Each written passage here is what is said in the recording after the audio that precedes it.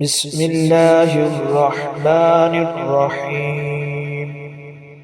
حضرت عمر بن عبید اللہ کے غلام ابو نضر سالم بن ابی امیہ سے خبر دی، انہوں نے بصر بن سعید سے کہ زید بن خالد نے انہیں ابو جہیم عبداللہ انصاری کی خدمت میں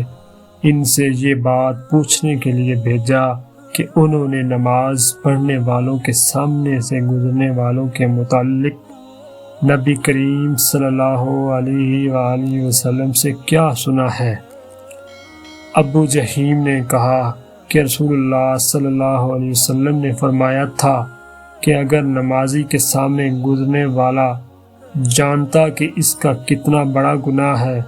تو اس کے سامنے سے گزرنے پر 40 تک وہیں کھڑے رہنے کو ترجیح دیتا۔ ابو انذر نے کہا کہ مجھے یاد نہیں کہ بصر بن سعید نے 40 دن کہا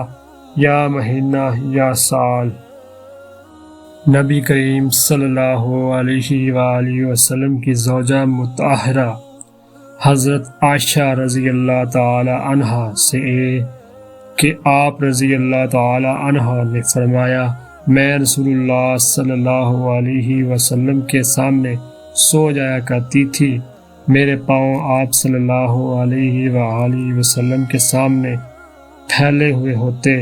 جب آپ سجدہ کرتے تو پاؤں کو ہلکے سے دبا دیتے اور میں انہیں سکیڑ لیتی، پھر جب قیام فرماتے تو میں انہیں پھیلا لیتی تھی۔ اس زمانے میں گھروں کے اندر چراغ نہیں ہوتے تھے، معلوم ہوا کہ ایسا کرنا بھی جائز ہے۔